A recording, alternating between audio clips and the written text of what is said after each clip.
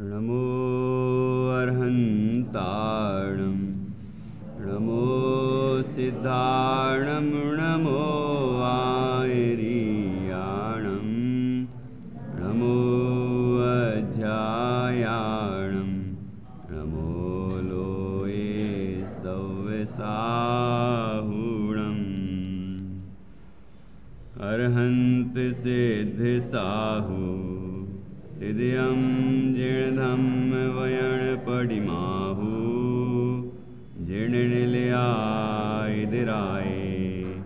नवदेवादिन्तु मे बोहि मङ्गलं भगवान् वीरो मङ्गलं गौतमो गणी मङ्गलं कुन्दकुन्दाद्यो जैनधर्मोऽस्तु मङ्गलं सर्वमङ्गलमाङ्गल्यं सर्वकल्याणकारकं प्रधानं सर्वधर्माणां जैनं जयतु शासनं जैनं जयतु शासनम्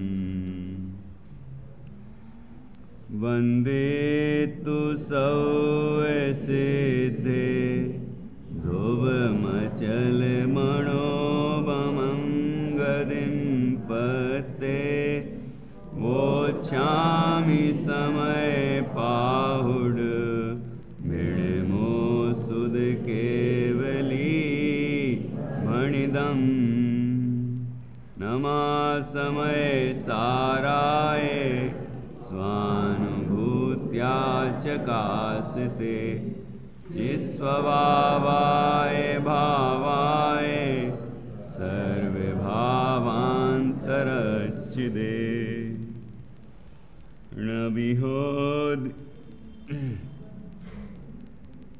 णविहोदियपमत्तो णपमत्तो जाने गोदुजो भावो एवं भणन्ति शुद्धं नादो जो सोदुसो चेव प्रमत नहीं जो एक ज्ञायक भाव है इस रीति सोद कहा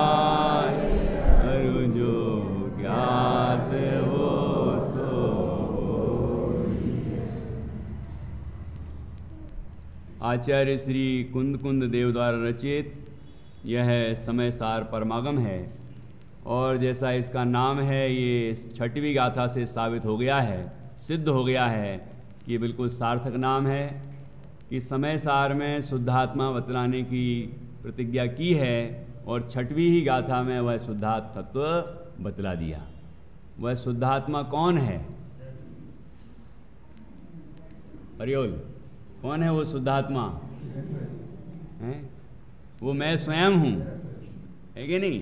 पहले नंबर तो एक जीव को ऐसा लगे कि मैं, मेरी बात है ये, मैं हूँ। कैसा हूँ मैं? कि मैं किसी भी शुभ अशुभ परिणाम रूप नहीं होता और मैं किसी प्रकार के गुणस्थान रूप नहीं होता। 14 प्रकार के गुणस्थानों से पार हूँ और जब मैं गुणस्थानों से अतीत हूँ, जब मैं शुभ शुभ भावों से विभावों से भिन्न हूँ, तो फिर जो शरीर है, कर्म है, नोकर्म हैं और बाहर के पदार्थ हैं, उनसे तो मैं पहले ही भिन्न हूँ। वो तो साफ साफ दिखता है, उनसे तो भिन्न हुई। यहाँ कह रहे हैं कि उन विकारों से और यहाँ तक कि 14 गुणस्थानों में शुद्ध भाव भी आ गए। आए कि नहीं आए? तो वो सभी प्रकार के जो भाव हैं उन सभी पर्यायों से मैं पार हूँ और शुद्ध ज्ञायक तत्व हूँ। ऐसा यहाँ ज्ञायक स्वभाव की चर्चा इसमें की गई है। और अब हमने जैसे कि गाथा पढ़ी, उसके बाद टीका का स्वाध्याय किया, अब इसके भावार्थ पर चर्चा करेंगे। देखो क्या लिखा है इसमें। अशुद्धता परद्रव्य के संयोग से आती है। कैसे आती है?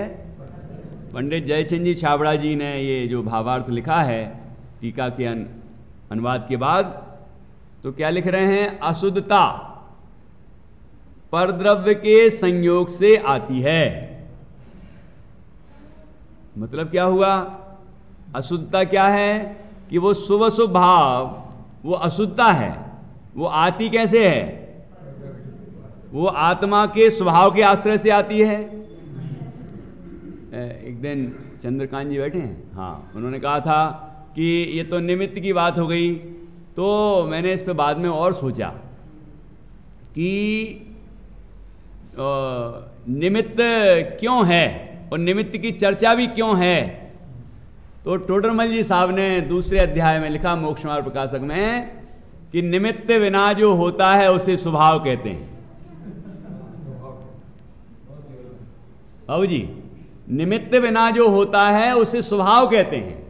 तो यदि ये अशुद्धता, यदि ये शुभ शुभ भाव बिना निमित्त के हों तो ये स्वभाव कहलाएंगे, है कि नहीं? और अब दूसरी बात कि भले वो अशुद्धता है और निमित्त भी है, लेकिन निमित्त का तात्पर्य भी समझना है। ऐसा नहीं समझ लेना है कि निमित्त है तो निमित्त कराता है। निमित्त कराता नहीं है। जब जीव अपनी भूल से विकार रूप परिणमन करता है, उस समय मोहिनी कर्म का उदय देखा जाता है और उस पर अनुकूल होने का आरोप आता है। क्योंकि कभी ऐसा नहीं देखा गया कि किसी जीव को शुभ शुभ भाव हो रहे हों और मोहिनी कर्म का उदय ना हो। कौन से कर्म के निमित्त से होते हैं ये शुभ शुभ भाव? मोहिनी कर्म। वो वेदनी कर्म के उदय से तो नहीं होते ना, हैं? वो पुण्य पाप जो कहते हैं, पुण्य पाप, तो पुण्य पाप के जो परिणाम हैं, पुण्य पाप जो कर्म हैं, वो साता वेदनी असाता वेदनी, वेदनी कर्म के भेद हैं। लेकिन पुण्य पाप के जो परिणाम हैं, शुभ भाव को पुण्य कहते हैं, अशुभ भाव को पाप कहते हैं। ये जो जीव के विकारी परिणाम हैं, ये किस कर्म के निमित्त से होते हैं? मोहिनी कर्म के निमित्त से होते हैं। ठीक है, बाकी कर्मों के निमित्त से तो बंध भी नहीं होता, इसलिए उनकी बात ही नहीं करते। तो बंध जिससे होता है उनकी बात करते हैं, शुभ अशुभ भाव। तो शुभ और अशुभ भाव जो हैं, ये जीव के विकारी परिणाम हैं और इनके होने में मोहिनी कर्म निमित्त है। और निमित्त की परिभाषा है जो स्वयं कार्य रूप से परिणमन ना करे, परंतु कार्य की उत्पत्ति में अनुकूल होने का आरोप जिस पर आ सके, जिस पर आता है, उसे निमित्त कहते हैं। तो निमित्त की परिभाषा ये हुई। इसका मतलब ये हो गया कि निमित्त करता भी नहीं है, लेकिन निमित्त होता जरूर है। निमित्त करता नहीं है, लेकिन होता जरूर है। और बिना निमित्त के जो भाव होता है वह स्वभाव है। जो जानना होता है हमारे अंदर, वो किस कर्म के उदय से होता है? यदि ज्ञानावरण कर्म का उदय होता है तो ज्ञान ढकोर जाता है, और उस ज्ञान से तो कुछ होता, अज्ञान, उसको औदेक अज्ञान भाव कहा। तत्वार्थ सूत्र में चर्चा की थी ना, ये औदेक अज्ञान भाव है। लेकिन अब जो प्रकट है, वो तो कर्म के, ज्ञानावरण कर्म के क्षयोपशम से प्रकट है ना, है? तो कर्म में कितनी ताकत है? ज्ञानावरण कर्म में कितनी ताकत है कि मेरे ज्ञान को बिल्कुल भी प्रकट ना होने दे। इसका तात्पर्य क्या? तात्पर्य यह है कि वो कर्म जीव के जो ज्ञान भाव है ना, उसको नष्ट करने में समर्थ नहीं, क्योंकि वो ज्ञान अपनी शक्ति से प्रकट रहता है। इतना कर्म का उदय नहीं हो सकता कि उसका ज्ञान बिल्कुल ही ढक जाए, खत्म हो जाए, ऐसा संभव ही नहीं है। ठीक है, तो निमित्त वहां भी है कि जितना विज्ञान प्रकट है, उतना ज्ञानावरण कर्म का क्षयोपशम है। और निगोदिया को भी मति ज्ञान और श्रुत ज्ञान है, ठीक है ना, उसको भी है वो, तो उसमें निमित्त तो कहलाएगा। लेकिन निमित्त यदि करता हो तो ये मैं जो तर्क दे रहा हूं, निमित्त यदि करता हो तो उतना सा ज्ञान क्यों प्रकट है, जबकि सबसे प्रबल उदय है वहां पर। निगोध पर्याय में कर्मों का सबसे प्रबल उदय है, लेकिन ऐसी प्रबलता में भी जो अनुजीवी गुण हैं वो प्रकट रहते हैं, भले ही उसका अत्यंत छोटा सा अंश प्रकट हो। ठीक है ना।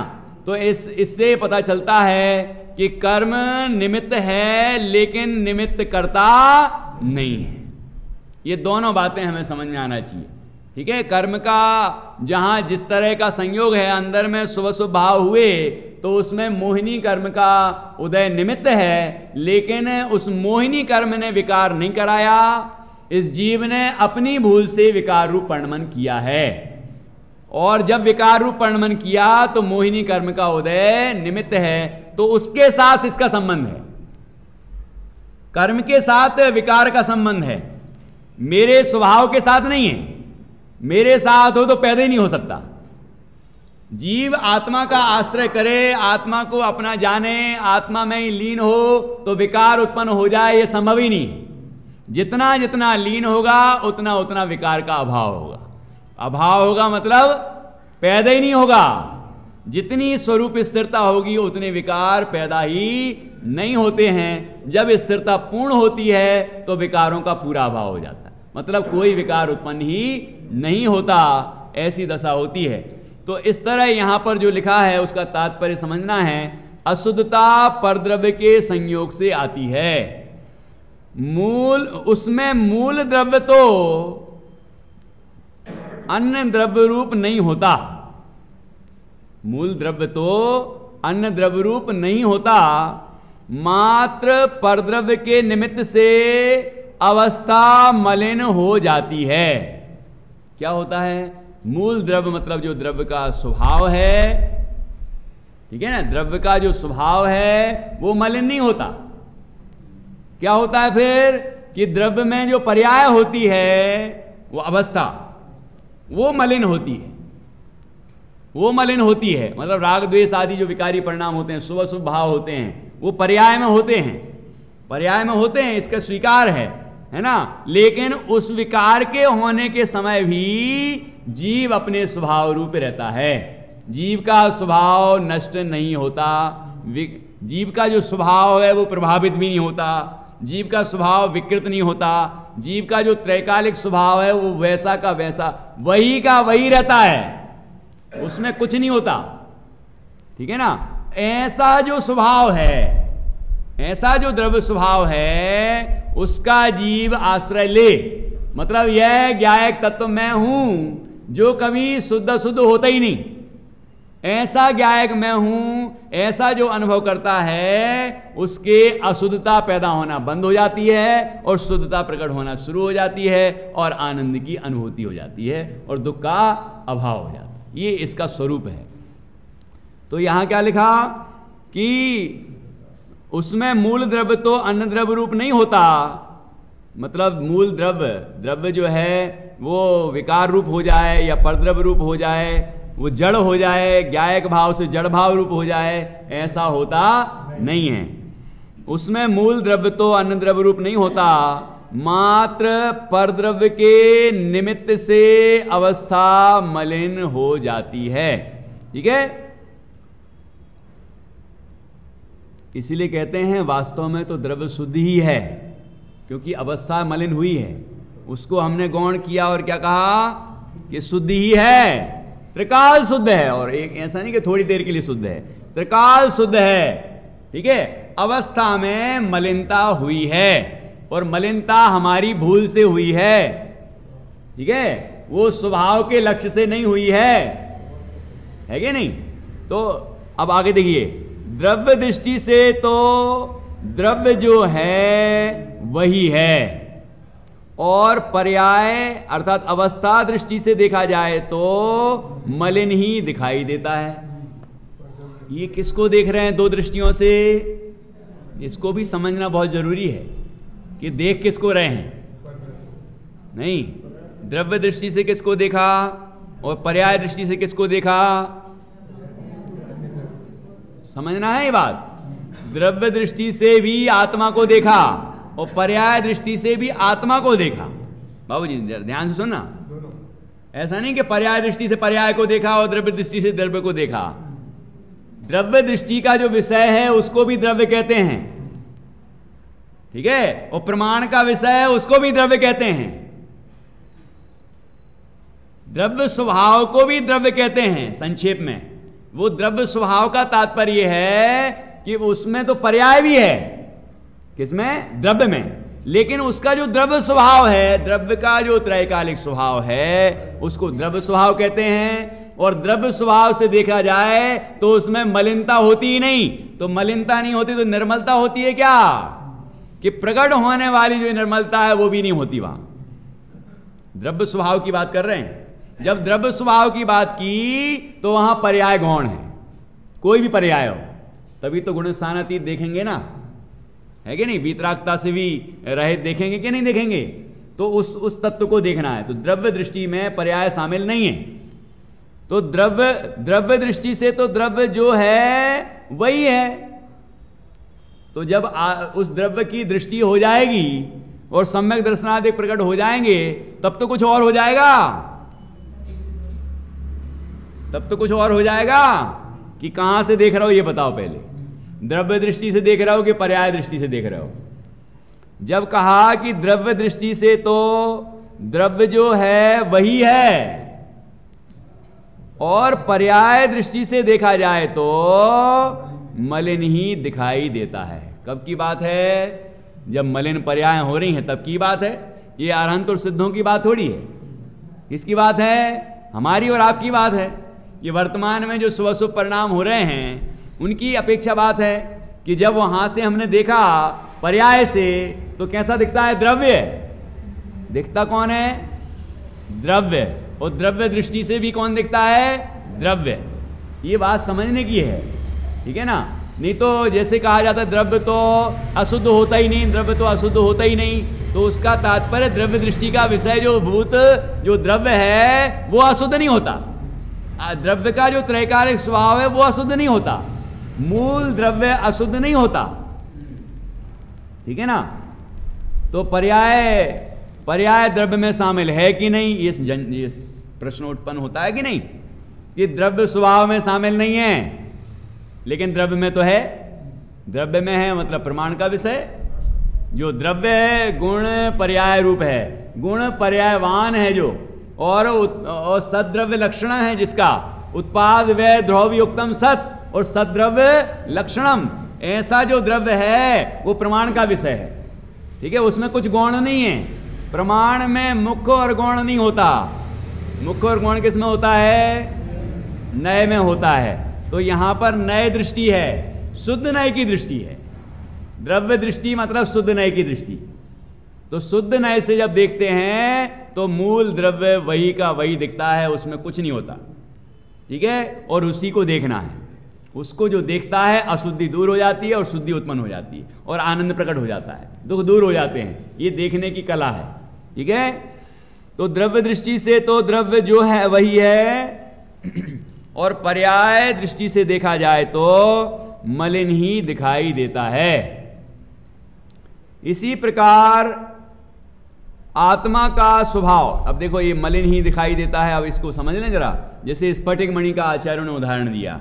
स्फटिक मणि कैसा होता है? स्वच्छ होता है, ठीक है? अब उसको ये नीले कपड़े पर रख दो, कैसा दिखेगा? तो नीला है कि नहीं है? सर्वथा ही नहीं। देखो मैं कहां से बोल रहा हूं, आप वहां से समझना पड़ेगा। सर्वथा ही नहीं है। पर्याय दृष्टि से देखेंगे तो है। इसमें स्वीकार करने में क्या दिक्कत है ये बता दो। चलो, हमारे शुभ भाव होते हैं, विकार होता है, गुणस्थान भी हैं, शरीर भी है, संयोग हैं, कर्म हैं, इनको स्वीकार करने में कहां दिक्कत है स्यादवादी को? आगे लिखेंगे अगला पैराग्राफ। स्यादवादी के सब ठीक है, और जो स्यादवाद से रहित हैं उनके लिए सब गड़बड़ है। वो तो ये कहें कि आत्मा उत्पन्न भी नहीं होता और विनष्ट भी नहीं होता, तो अभी गलत। जन्म मरण नहीं होता, गलत। क्यों? कि सर्वथा कहा गया है। वहां द्रव्य दृष्टि की बात नहीं है, वहां शुद्ध नय की बात नहीं है, वहां पर सर्वथा बात है, वहां नित्य अपेक्षा बात नहीं है, वहां नित्य ही मानते हैं, अनित्यता मानते ही नहीं, इसलिए वो गलत। और हम कहें तो सही, क्यों? क्योंकि हमने पर्याय को गौण किया, उस समय हमने सर्वथा नहीं कहा, पर्याय को गौण करके पज्जय नय करी गौण, ठीक है, द्रव्य रूप करी सर्वथिर परजय नय करी गौण, और द्रव्य दृष्टि आपा लखो, क्या है, थोड़ा सा मैं ऊपर नीचे हो गया क्या? सही है, द्रव्य दृष्टि आपा लखो परजय नय करी गौण, ठीक है, द्रव्य रूप कर सर्वथिर परजय थिर है कौन, द्रव्य दृष्टि आपा लखो परजय नय करी गौण। अब ठीक है, तो इस तरह ये जो अनित्य भावना है ना, इसमें पूरी बात कह दी, कुछ छोड़ा ही नहीं, है कि नहीं? तो ऐसा वस्तु तो द्रव्य पर्यायात्मक है, लेकिन जब हमें अपने प्रयोजन की सिद्धि करनी होती है, जब आनंद को प्रकट करना होता है, जब विकारों को दूर करना होता है, और अपने वीतरागता आदि को, शुद्ध भावों को प्रकट करना होता है, तो क्या करते हैं हम? पर्याय को करते हैं गौण और द्रव्य स्वभाव को करते हैं मुख्य। जब द्रव्य स्वभाव से देखा द्रव्य को, तो वो त्रिकाल एक रूप दिखता है, एक ज्ञायक भाव, ज्ञायक एक भाव ही दिखता है, वहां दूसरा कोई भाव नहीं दिखता, सब उसमें गर्भित है, गुण भेद भी उसमें गर्भित हैं, पर्याय भेद भी उसमें गर्भित हैं, कुछ भी नहीं है वहां भेद, एक ज्ञायक ज्ञायक ज्ञायक ज्ञायक ही दिखता है। ऐसा ज्ञायक भाव वह मैं हूं, ठीक है ना, ऐसा अपने अंदर अनुभव करना है, ठीक है। देखो यहां पर क्या लिखा, इसी प्रकार आत्मा का स्वभाव ज्ञायकत्व मात्र है और उसकी अवस्था पुद्गल द्रव्य के, पुद्गल कर्म के निमित्त से रागादि रूप मलिन है, वह पर्याय है। पर्याय दृष्टि से देखा जाए तो वह मलिन ही दिखाई देता है, और द्रव्य दृष्टि से देखा जाए तो ज्ञायकत्व ही है, यह कहीं जड़त्व नहीं हुआ, ठीक है। शुभ रूप परिणमित आत्मा शुभ है, ये पर्याय अपेक्षा चर्चा है, लेकिन कोई शुभ कहने से शुभ हो नहीं गया। शुभ रूप आत्मा, शुभ भाव रूप से परिणमित आत्मा शुभ है, ये दृष्टि है, पर्याय दृष्टि है, पर्याय दृष्टि से कथन किया है, लेकिन इसका मतलब ऐसा कहने से वो वैसा हो नहीं गया, मतलब द्रव्य स्वभाव ऐसा नहीं हो गया, मूल जो स्वभाव वो वैसा हो नहीं गया, वो तो वैसे ही रहा। हम जब पर्याय से देख रहे हैं तो ऐसा थोड़ी है कि वो मूल उस समय द्रव्य स्वभाव वो भी पर्याय जितना ही हो जाएगा, ऐसा थोड़ी है। वो जो द्रव्य है पर्याय दृष्टि से देखते हैं तो अभी मलिन दिखाई देता है, और उसी पर्याय को गौण करके जब द्रव्य दृष्टि से देखते हैं तो वही द्रव्य कैसा दिखाई देता है? शुद्ध दिखाई देता है, ठीक है।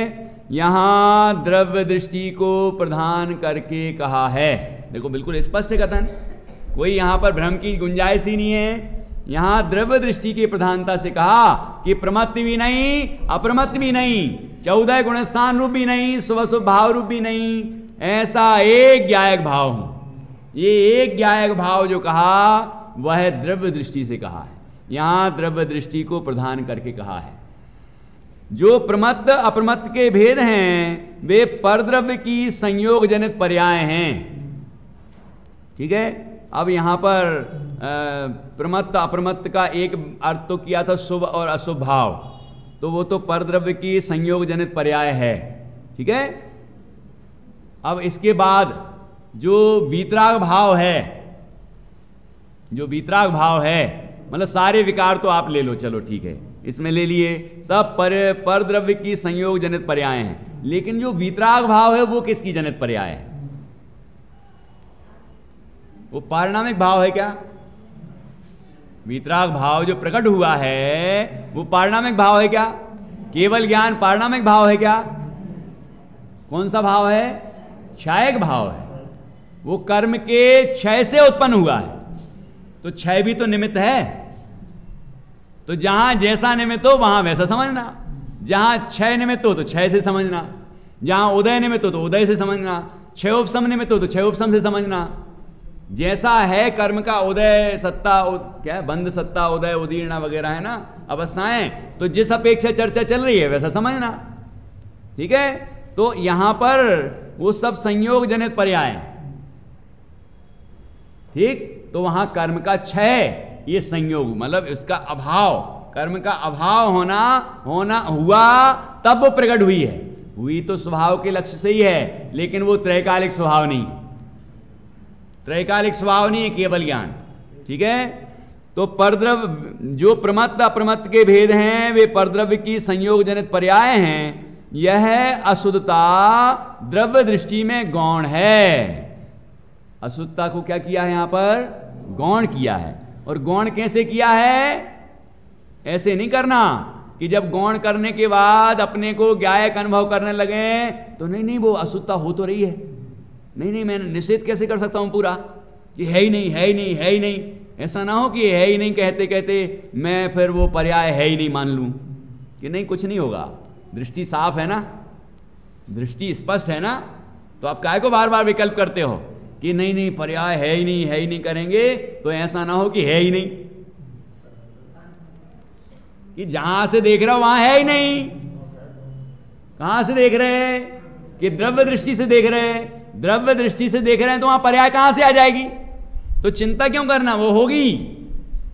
आप नहीं देखोगे उसको तो भी होगी, क्या नहीं देखेंगे तो भी होगी। हाँ, हम साइकिल को चलाते हुए, पैर चलाते हुए नहीं देखते तो भी चलते हैं कि नहीं चलते, वो स्टेयर, वो एक्सीलेटर, वो जो सारी चीजें हैं वो वहां देखना पड़ता है कि बार बार। एक बार सीख लिया बहुत हो गया, उसके बाद बात तो कुछ नहीं, वो अपने आप वहां कहाँ ब्रेक लगाना है, कहाँ क्या करना है, वो सब अपने आप होता रहता है, हमारी नजर सामने रहती है। ऐसी हमारी नजर तो ध्रुव ज्ञायक पर है।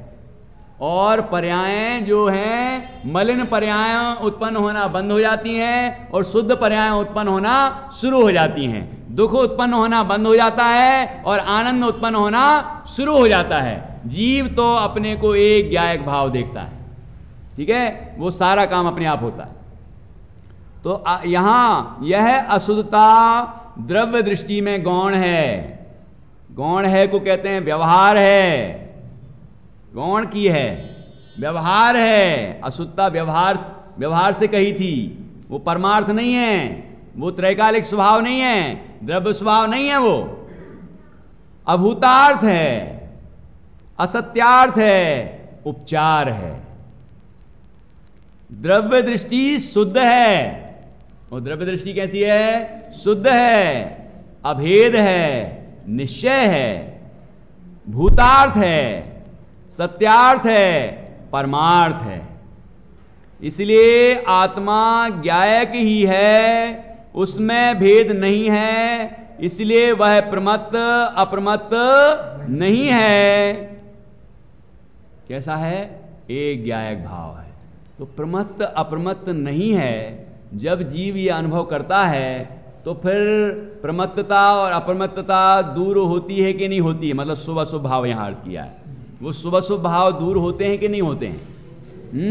और प्रमत्त और अप्रमत्त में हमने जब छठवें गुण स्थान तक और आगे के गुण स्थान को लिया, मतलब 14 गुण स्थानों को लिया, तो वो सब होता है कि नहीं होता है, हैं?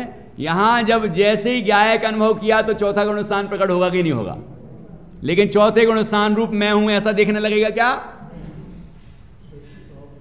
या ये अभाव करना, ये अभाव करना, ये नहीं होना चाहिए, नहीं होना चाहिए, ऐसा करने से हो जाएगा क्या कि वो विकार के लक्ष्य करेगा तो विकार ही पैदा होगा। विकार का लक्ष्य करेगा कि ये विकार दूर करना, ये दूर करना, दूर करना, बंदर का ध्यान नहीं करना, नहीं करना, आएगा, नहीं रूप में ही आएगा, लेकिन आएगा जरूर, ठीक है। ऐसे ही विकार नहीं करना, विकार को हे है ऐसा एक बार निश्चित कर लिया ना, अब काय को उसकी तरफ देखना, उसकी तरफ देखता है तो विकार ही उत्पन्न होगा। जीव तो अपने को उन विकारों से मुक्त देखे, जो 35वीं गाथा में कहा ज्ञान ही प्रत्याख्यान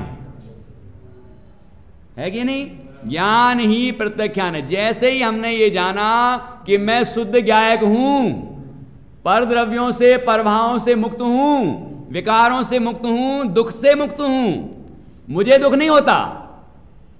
जहां से वो देखता है वहां दुख है ही नहीं, आनंद ही आनंद है, ज्ञान है और आनंद है, अरस है, अरूपी है कि नहीं? ऐसा मैं शुद्ध ज्ञायक तत्व हूं। जैसे ही ये ज्ञान होता है प्रत्याख्यान हो जाता है। प्रत्याख्यान करना नहीं पड़ता, प्रत्याख्यान करना नहीं पड़ता। जैसे आज भी प्रत्याख्यान का दिन है कि नहीं है? उत्तम त्याग धर्म का दिन है कि नहीं आज? तो उत्तम त्याग धर्म क्या है? यही है उत्तम त्याग धर्म। इसको कहा है निश्चय त्याग, इसी को कहा है निश्चय दान। निश्चय दान, निश्चय से जिसे दान कहते हैं वो निश्चय त्याग है, और व्यवहार से जिसे दान कहते हैं वो व्यवहार त्याग है। त्याग के प्रकरण में दान की बात भी आती है, तो वहां पर ये नहीं समझना कि अरे ये हम दान दिया इसको त्याग कैसे कहें, कि नहीं, व्यवहार से कह रहे हैं उसको। जो व्यवहार दान है उसे व्यवहार से त्याग कहते हैं, कि इसने धन यदि दिया है तो धन संबंधी लोभ छोड़ा है, लोभ भी छूटा है। हमने यदि द्रव्य चढ़ाई है, सामग्री चढ़ाई है, तो उस संबंधी लालच भी छूटा है। नहीं तो जीव ऐसे होते हैं कि चढ़ाना भी नहीं चाहते, और वो घटिया से घटिया होना चाहिए। चढ़ाना है ना, अच्छे से अच्छा खाएंगे और खराब से खराब चढ़ाएंगे, ऐसी प्रवृत्ति जिनकी है तो उनको क्या कहें? हैं? जिनके हृदय में ये भावना जागृत होती है, इसलिए तो कहते हैं ज्ञानी को ही वास्तव में सच्चा दान होता है। मतलब व्यवहार दान भी ज्ञानी के ही होता है, व्यवहार त्याग भी ज्ञानी के ही होता है। जिसके निश्चय है उसके ही तो व्यवहार होगा।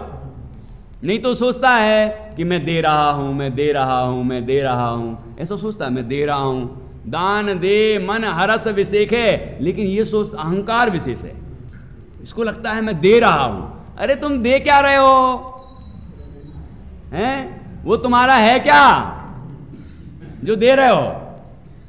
हैं? अभी भाई साहब आए थे नंद किशोर जी पंडित जी, तो आप सोचोगे वो तो लेने आए हैं। नहीं, आपको देने आए हैं। यही तो दृष्टि का फेर है। हमें लगता है वो लेने आए हैं, जिनमानी कहती है वो देने आए हैं। बाबू भाई जी कहते थे, बाबू भाई जी का तो नाम सुना होगा ना आपने, ठीक है? बड़े बाबू भाई क्या कहते थे? बाबू भाई जी कहते थे हम इनको देने आए हैं, हम आपको अवसर दे रहे हैं, नहीं तो भोगों में लगेगा, वो धन भोगों में लगेगा, पाप कमाओगे। हम आपको अवसर देने आए हैं कि आओ और इसमें पुण्य कमाओ, इसका सदुपयोग करो, और इससे क्या होगा कि परंपरा चलेगी और कई जीव, ये मंदिर का निर्माण होता है, स्वाध्याय भवन का निर्माण होता है, आत्म साधना केंद्र आदि बनते हैं, हमारे मंदिरों का जीर्णोद्धार होता है ना, जिन प्रतिमाओं का जीर्णोद्धार, जो व्यवस्थाएं हैं वेदी आदि की, वो सारी चीज़ें जो कुछ भी होती हैं, और तो ये इससे क्या होता है कि इससे अनेक जीव लाभ लेते, अनेक जीवों का उपकार होता है। तो वो उसमें हमें अवसर मिला है, नहीं तो अवसर मिलता कहाँ है? उस एक जमाना था कि जब अवसर ढूंढते थे लोग, ऐसा लिखा है पुराण में कि उनके तीर्थंकरों का जब समय था तो बड़े बड़े राजा महाराजा होते थे, वो खुद ही राजा महाराजा होते थे, चक्रवर्ती वगैरह हुए, तो उनके समय में देही शब्द नहीं बोलता था कोई। भरत जी के जमाने में कोई देही शब्द नहीं बोलता था, मतलब दीजिए बोलता ही नहीं था। क्यों बोलना पड़े? वो इतना देते थे कि मांगने वाले आते ही नहीं थे, मांगने की जरूरत क्या? वो कहते यार यार बस करो यार, हमें नहीं चाहिए। अब देने वाला तैयार बैठा रहता था, लेकिन मांगने वाला नहीं मिलता था। तो ये हमें अवसर है ना। ये आज जो उत्तम त्याग धर्म का दिन आया है, यदि उत्तम त्याग निश्चय से करना है तो क्या करना है? इतना ही करना है कि मेरे अंदर कोई प्रभाव है ही नहीं, मैं तो शुद्ध ज्ञायक तत्व हूं। जिस समय जीव ऐसा अनुभव करता है, विकार उत्पन्न होना बंद हो जाते हैं, ठीक है। और जिस जीव को अपने चैतन्य की अनुभूति हुई, जिसने विकारों को अपना नहीं माना, जिसने पर्याय में जो विकार हो रहा है उसको अपना नहीं माना, और जिसको शुद्ध भावों की महिमा नहीं मतलब जहां महिमा है वहां है, हो गई व्यवहार में से, लेकिन जहां हम देख रहे हैं वहां का महिमा है, कि ऐसी तो अनंतों शुद्ध पर्याय उसके आश्रय से पैदा हो सकती हैं। ऐसा जो गायक है उसकी जिसे महिमा है उसे धन की महिमा आएगी, वो धन से चिपक जाएगा क्या? वो ऐसा सोचेगा कि नहीं नहीं ये कैसे छूट जाए, धन नहीं छूटता। तो ये छोड़ने का आज का अवसर है ना। हमारे भाग्य से अवसर इस साल मिल गया, पिछले साल तो वो भी नहीं मिला था दादा। पिछले साल मिला था कि वो अवसर, तो पिछले साल की भड़ास भी निकालो। मतलब देने की भावना थी ना, लेकिन देने का अवसर नहीं मिला, तो क्या करना चाहिए ऐसे समय में? हाँ, बाकी चीजों में भड़ास खूब निकालता है। मैंने तो गुस्सा आ रहा था तो इस पे भी आ रहा था, उस पे भी आ रहा था, उस पे भी आ रहा था, उस पे भी आ रहा था, अब इसके ऊपर निकाल दिया, बेचारा एक शिकार हो गया। ठीक है, भड़ास निकाल ली। बोलने की भड़ास होती किसी किसी को, तो क्या करते हैं, इनसे नहीं बोल पाए, अब ये तो बड़े हैं, पिताजी हैं, इनसे कैसे बोलें, इनसे कैसे बोलें, इनसे कैसे बोलें, इनसे कैसे बोलें, तो बच्चों से ही बोल, भड़ास निकाल ली है। हाँ, मतलब भड़ास निकाल ली। तो ये भड़ास, ये तो कसाय है। यहाँ भड़ास भड़ास कुछ नहीं है, यहाँ तो भावना है। जो भाव, ये दानांतराय कर्म का उदय आया था और अब क्षयोपशम होने वाला है। क्या मतलब क्षयोपशम है ये। यदि किसी के भाव जगेंगे कि आज उत्तम त्याग का दिन है और जो व्यवहार दान है उसे व्यवहार से त्याग कहते हैं, वो भी त्याग है क्योंकि छूटा उसमें भी, नहीं तो वो ही नहीं छोड़ता जीव, उसको पकड़ के बैठता है। ऐसी कहानियां खूब सुनी होंगी ना आपने कि वो थैली नहीं छोड़ रहा, वो अपनी जो उसमें सिक्के रखे होंगे ना, वो थैली नहीं छोड़ रहा, उसकी जान लेने को तैयार है। एक आध चाकू तो लगा ही दिया तो अभी नहीं छोड़ता। प्राण छोड़ सकता है, वो धन नहीं छोड़ सकता। ऐसी गिरता होती है, उसको कहते हैं अनंतानुबंधी लोभ। उसको कहा है अनंतानुबंधी लोभ। तो ऐसे परिणाम भी होते हैं जीवों के। तो हमारे, जब हम अपने को शुद्ध गायक जानते हैं, जब हमें सब छोड़ना है, छोड़ना क्या है, छूटा हुआ है, जब सब छोड़ने योग्य है तो फिर और क्यों पकड़ के रखना है? तो उसके बैलेंस है ना, चरणान योग में उसकी बैलेंस शीट है पूरी, कि कितना अपने लिए रखना, कितना अपने परिवार के लिए रखना, कितने अपने कुटुंब वालों को रखना, कितना समाज, अपने आसपास वालों को रखना, कितना समाज के लिए रखना, कितना धर्म प्रभावना में लगाना, ये सब उसका बैलेंस शीट है। लेकिन जीव एक ही चीज़ दिखती है इसको, अपने लिए भी नहीं लगाता है। ऐसा नहीं कि अपने लिए लगा ले, कई जीव तो ऐसे हैं अपने लिए भी खर्च नहीं करते, बस इकट्ठे करे जाओ, इकट्ठे करे जाओ। ये अनंतानुबंधी लोभ है, इकट्ठा कर रहा है, यहाँ प्राण जाएं तो चले जाएं। अरे प्राण चले जाएंगे तो धन कहाँ से रहेगा? वो पोटली तो वैसे ही निकाल लेगा वो, है कि नहीं? तो ऐसा परिणाम नहीं होना चाहिए। कैसा परिणाम होना चाहिए? जैसा कि उनका परिणाम हुआ, तो मैंने सुनाया था आपको, मतलब कीर्तिधर मुनिराज, जब मुनिराज नहीं बने थे, राजा थे वो, तो उनको जैसे ही पता चला कि मेरा पुत्र हो चुका है, इतने खुश हुए, ये लो ये लो, पूरे हार उतार के दे दिए, हीरे मोतियों के बने हुए हार, ये लो, ये मुकुट भी ले लो, ये सब ले लो तुम, और उसके बाद 100 गांव भी ले लो। वो देने को ऐसे, मैं जब पढ़ रहा था तो ऐसा लग रहा था ये देते ही जा रहे हैं, देते ही जा रहे हैं, देते ही जा रहे हैं, ये क्यों दे रहे हैं? फिर मुझे विचार आया, अरे जो सबको छोड़ने वाला हो उसको ये देने में क्या दिक्कत है? फिर उनने पुत्र का राज तलक कर दिया, अब तेरा सब तुम संभालो, अब मुझे कुछ नहीं चाहिए, मैं तो जिसको कुछ चाहिए नहीं, जिस रूप जो ये सब चीजें जो जिसके अंदर प्रतिष्ठा नहीं पाती, ऐसा मैं शुद्ध चैतन्य तत्व हूं, उसका अनुभव करने जा रहा हूं। मैं अनादि बंधु से मिलने जा रहा हूं, चरणानी योग चूली का। तो ऐसे भाव, इतने जोरदार भाव लिखे हैं वहां पर। तो ऐसा जिस जीव को अपने गायक स्वभाव की महिमा आती है, उस जीव को धन संपदा वैभव पंचेंद्रिय के विषयों की महिमा नहीं आती, और वो तो अवसर ढूंढता है कि कब अवसर मिले और दे दे, ठीक है ना। और ऐसा अवसर ढूंढता है वो, मतलब कोई मांगे तब दे, ऐसा नहीं। जैसे कि दादा ने बोला ना, हमारे यहाँ की विशेषता है कि वो अनंत चतुर्दशी होती है, उसके बाद हम लेते ही नहीं, एक डेट है उसके बाद लेते ही नहीं, मतलब वो अपने आप पूर्ति हो जाती। क्योंकि लोग सोचते हैं साल भर इतना खर्चा होना है, ऐसा होना है, ये होना है, वो होना है, तो फिर काय को फटाफट फटाफट देते हैं, ऐसा ना हो कि हम चूक जाएं। इसको क्या बोलते हैं? दे नहीं रहे हम, ले रहे हैं अवसर, बाद में अवसर ही नहीं मिलेगा। बाद में जब वो अकाउंट क्लोज हो जाएगा फिर आप लिए घूमते रहोगे कि नहीं नहीं आप तो ले ही लो, हमारा तो ले ही लो। कहेंगे नहीं भैया हमें नहीं चाहिए। जैसे हमारी किताब पूरी हो जाता ना अमाउंट, तो हम कहते हैं नहीं भैया अब नहीं चाहिए हमें, हमारा काम हो गया अब नहीं चाहिए। तो कई लोग आते नहीं नहीं नहीं आप ले ही लो, भले ही नाम मत लिखो, आप तो ले ही लो ले ही लो। ऐसे कैसे ले लो? जब अब आवश्यकता ही नहीं है तो क्यों ले लो, है कि नहीं? तो अवसर है ये। आज उत्तम त्याग धर्म का दिन है। ये निश्चय त्याग और व्यवहार त्याग का अवसर है। निश्चय त्याग तो ज्ञान ही प्रत्याख्यान है। जिस जीव ने अपने को ज्ञायक देखा, समझ लीजिए उसके विकार का प्रत्याख्यान हो गया, क्योंकि विकार उत्पन्न होना बंद हो जाते हैं। ठीक है ना? ऐसा ज्ञायक भाव वो हम स्वयं हैं, हम स्वयं हैं। ऐसे ज्ञायक स्वभाव का हम सभी अनुभव करें और परम आनंद को प्राप्त करें, सर्व विकारों से मुक्त हों और निर्विकार वीतराग दशा प्राप्त करके सादी अनंत काल अनंत आनंद को पाएं। यही मंगल भावना।